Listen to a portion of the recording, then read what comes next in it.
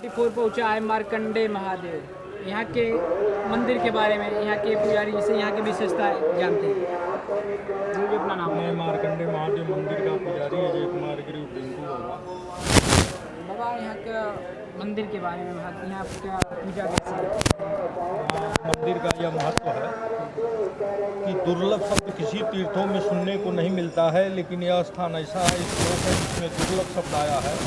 कहा गया है श्री महाभारते वन पर्वते ऋषिवत नारद वचनम मार्कंडे यशराजिंद्र तीर्थ मासा च दुर्लभम गोमती गंगैश्व संगमे लोक विश्वते। गंगा गोमती के तट पर मार्कंडे ऐसा तीर्थ होना दुर्लभ है। मृकंडु पुत्र मार्कंडे, मार्कंडे जी के पिता का नाम मृकंडु ऋषि था, जो कि नैमिषारण क्षेत्र सीतापुर डिस्ट्रिक्ट के रहने वाले थे, जहाँ पे 88,000 ऋषि तप कर रहे थे। उस 88,000 ऋषियों में एक मृकंडु ऋषि थे, जिसके पास पुत्र पुत्री कुछ भी नहीं था। इनको लोग कटुवचन बोलते थे, ताड़ना देते थे, बिना पुत्रो गति नास्ति, बिना पुत्र की गति बनने वाली नहीं है।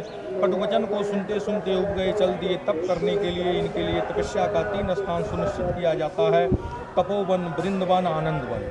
वृंदवन माँ विंध्याचल देवी, आनंद वन बाबा विश्वनाथ की नगरी काशी, और तपोवन उर्फ कंटक वन यह स्थान है जहाँ पे मार्कंडे महादेव का स्थान। वहाँ से आते हैं माँ विंध्यवासिनी के दरबार में, माँ विंध्यवासिनी की आराधना करते हैं। माँ विंध्यवासिनी प्रसन्न होती है, कहती है बेटा क्या चाहिए? कहे माँ मुझे पुत्र चाहिए। कहे ना बेटा, यहाँ पे देवी का चमत्कार और सिद्धियाँ मिल सकती हैं, तुम्हें पुत्र प्राप्त करना है, जाओ आनंद वन बाबा विश्वनाथ की आराधना करो, तब तुम्हें पुत्र होगा। वहाँ से आते हैं काशी में, बाबा काल भैरव से परमिशन लेते हैं और बाबा विश्वनाथ की आराधना करते हैं। तब बाबा विश्वनाथ प्रसन्न होते हैं, कहते हैं बेटा क्या चाहिए? कहें प्रभु मुझे पुत्र चाहिए। कहें ना बेटा, आनंद वन काशी है, तुम आनंद में विभोर हो जाओगे, जितना चाहो उतना आनंद ले सकते हो, तुम्हें पुत्र प्राप्ति करना है, जाओ तपोवन आदि गंगा गोमती के किनारे जाकर के भगवान शिव की तपस्या करो, तब तुम्हें पुत्र होगा। तब यह गंगा जी नहीं थी, गंगा के पहले की यह गोमती नदी है, जो लखनऊ से होकर के आई है, यहाँ के गंगा में मिली है, तो इनको आदि गंगा गोमती के नाम से जाना जाता है। वहाँ से आते हैं यहाँ पे आदि गंगा गोमती के किनारे आकर के भगवान शिव की तपस्या करते हैं। तब भगवान शिव स्वप्न में प्रकट होते हैं, कहते हैं बेटा क्या चाहिए? कहें प्रभु मुझे पुत्र चाहिए। कहें ना, तुम्हारे पास तो पुत्र का योग ही नहीं है, पुत्र होगा कैसे? तो मृकंडु ऋषि ने कहा कि भाभी मेट सकैं त्रिपुरारी, ब्रह्मा की लिखी हुई लेखनी को कोई काटने वाला है, तो आप सृष्टि की रचना करने वाले हैं, तो आपके सामने कुंडली योग नक्षत्र हस्तरेखा क्या है, बस आपका मुझे आशीर्वाद चाहिए। तो कर्म प्रधान होता है, मृकंडु ऋषि का कर्म प्रधान था, इसलिए भगवान शिव उनके कर्म के आधार पर प्रसन्न होकर के उनको आशीर्वाद दिए, जाओ मस्त तुम्हें पुत्र होगा। भगवान शिव के आशीर्वाद से एक बालक होता है, जिसका नाम भगवान शिव ने ही मार्कंडे रखा। उनकी अल्प आयु थी मार्कंडे जी की, उनकी 12 साल आयु थी जब उनको यह ज्ञान हो गया कि नहीं मेरी आयु 12 साल। जब धीरे धीरे 10 वर्ष बीत चुका, उनके माता पिताजी को जानकारी हो गई कि नहीं मेरे बेटे की आयु 12 साल, 10 वर्ष बीत चुका, शेष 2 वर्ष बाकी है, 2 वर्ष में मेरे बेटे को मृत लोक में जाना है, मुझे फिर उसी तरह हो जाना। यही सोच के माता पिता चिंतित बैठे थे। जाके मार्कंडे जी देखते हैं कि माता पिता दोनों लोग चिंतित बैठे हैं। पूछते हैं पिताजी आप क्यों चिंता करते हो? कहें बेटा तुम क्या करोगे लेकर?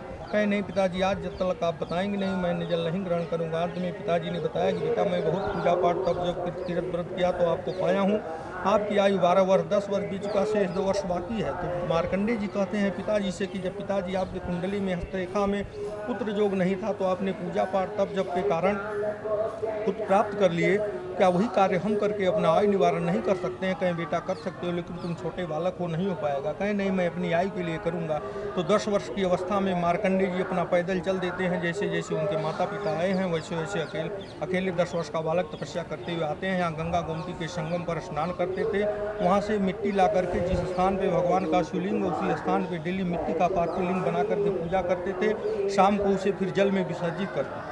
जिस दिन उनका 12 वर्ष का अंतिम दिन था, उस दिन अपना सुबह उठे, जाए स्नान किए, मिट्टी लाए, पार्थिव लिंग बनाए, पूजा में अपना लीन हो गए। यमराज अपने दूतों को भेजता है कि जाओ आज मार्कंडे नाम बालक का अंतिम दिन है, उनका प्राण ले आओ। यमराज के दूत लोग आते हैं, देखते हैं मार्कंडे जी के शरीर से इतना तेज निकल रहा है जैसे लग रहा था कि चारों तरफ अग्नि की ज्वालाएं जल रही हैं। जाकर यमराज से कहते हैं मेरे बस का कार्य नहीं। कहें क्यों? कहें मार्कंडे सा तेजस्वी बालक आज तक हमने देखा ही नहीं, उसकी रक्षा स्वयं अग्नि कर रही, जो जाएगा जलकर भस्म हो जाएगा। यमराज कहता है तुम ठहरो मैं जाता हूँ। यमराज स्वयं भैंसे पर सवार होकर के फांस का फंदा लेकर के आता है, देखता है मार्कंडे जी पूजा में लीन है, कुछ दूर से वो फांस का फंदा फेंकता है, उनके गले में पड़ जाता है, उसे खींचना चाहता है, तब तक मार्कंडेय जी की नेत्र खुल जाती है। जब उनकी नेत्र खुल जाती है तो अगल बगल उनको कुछ पकड़ने का सहारा था नहीं। वो सोचे अब हम किसी चीज़ का अगर सहारा नहीं लेते हैं तो मुझे खींच ले जाएगा। तुरंत भगवान को साक्षी मानकर कोई मिट्टी का पार्थिलिंग जो बनाए थे ऐसे पकड़ लेते हैं। भगवान पकड़ के 3 बार कहते हैं चंद्रशेखर चंद्रशेखर चंद्रशेखर पाहि माम, और चंद्रशेखर चंद्रशेखर चंद्रशेखर रक्ष माम, चंद्रशेखर माश्रय मम किम करिष्यति वयमः, प्रभु मेरी रक्षा करिए, आपके सिवाय दुनिया में मुझे बचाने वाला कोई नहीं है। यही कह के 3 बार ध्यान करते हैं। भगवान शिव मिट्टी का शिवलिंग फट जाता है। भगवान शिव सिंह से प्रकट होते हैं, देखते हैं यमराज, यमराज को ऊपर त्रिशूल चलाना चाहते हैं। यमराज हाथ जोड़ के नतमस्तक हो जाता है, प्रभु ये क्या सृष्टि का संहार हो जाएगा। यमराज से पूछते हैं तुम कौन हो।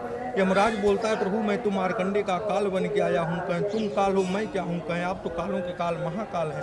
कहें जब जानते हो कि मैं महाकाल हूँ तो महाकाल के सामने काल की क्या आवश्यकता है। मार्कंडे किसका दिया हुआ बालक है। अगर तुम लोगों का दिया हुआ बालक है तो तुम लोगों के पास कहीं लिखित होगा कि नहीं मार्कंडे की आयु 12 वर्ष दिखा दो, ले जाओ।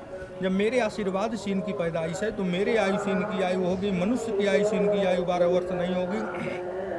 पहले तुम मेरी आयु की गणना कर लो, इसके बाद मार्कंडे की आयु की गणना करना। 4000 युग बीतता है तो ब्रह्मा का एक दिन होता है।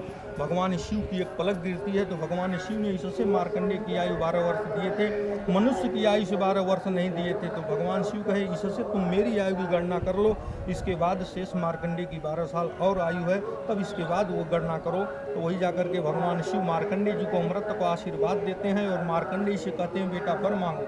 तो मार्कंडे जी वही वर मांगते हैं कि जैसे मेरे माता पिता पुत्र के लिए अनाथ थे, मैं आयु के लिए अनाथ था, वैसे मेरे दरबार में जो प्राणी आए दर्शन पूजन करे, संकल्प कराए, उसकी मनोवांछित मतलब हर मनोकामनाएं पूर्ण होनी चाहिए। भगवान शिव कहे जाओ यो मस्त यह स्थान आपके नाम से प्रसिद्ध होगा। पहले लोग तुम्हारी पूजा करेंगे, बाद में हमारी पूजा करेंगे और यह स्थान आपके नाम से प्रसिद्ध होगा। इसीलिए यह जो है मार्कंडेश्वर महादेव के नाम से स्थान प्रसिद्ध है। पहले मार्कंडे जी की पूजा करके तब भगवान शिव की पूजा होती है। मार्कंडे जी का स्थान ऊंचाई पर है, भगवान शिव का स्थान नीचे है। और मार्कंडे जी भगवान शिव से जब हट किए महाप्रलय देखने के लिए तो सुभद्रा नदी के किनारे अक्षय वट के पत्ते पर भगवान विष्णु जी जल में तैर रहे थे। उस समय सारा संसार जल ही जल दिखाई दे रहा था। उस जल के बीच में भगवान विष्णु जी तैर रहे थे, मार्कंडे जी किनारे बैठ के तपस्या कर रहे थे। और मार्कंडे जी ने सोचा कि यह छोटा सा बालक, यह सारा संसार जल ही जल दिखाई दे रहा है, इस बीच में यह छोटा सा बालक तैर रहा है, ऐसा न हो कहीं डूब जाए। विष्णु जी वहाँ श्वास लेते हैं, मार्कंडे जी उनके पेट में चले जाते हैं, फिर भी मार्कंडे का नाश नहीं हुआ। कोई जाकर के भगवान शिव जी उनको अमृत का आशीर्वाद देते हैं। और इसीलिए यह जो है मार्कंडेश्वर महादेव के नाम से स्थान प्रसिद्ध है। यहाँ पुत्र के लिए, आयु के लिए अगर पूरे वर्ल्ड में कोई स्थान है तो मार्कंडेश्वर महादेव है। कोई ऐसा जिला न हो, कोई ऐसा प्रांत न हो जहाँ के यहाँ के लोग ना आते। बाबा यहाँ चढ़ावा भी क्या चढ़ावा? यहाँ चढ़ावा में देखिए जलधार शिवप्रिय भगवान शिव को मेन जो है, वैसे तो 56 भोग व्यंजन जो है, लेकिन ये मेन भगवान शिव का जल बेलपत्र भांग धतूरा माला फूल ये सब जो है भस्मी चंदन यही मुख्य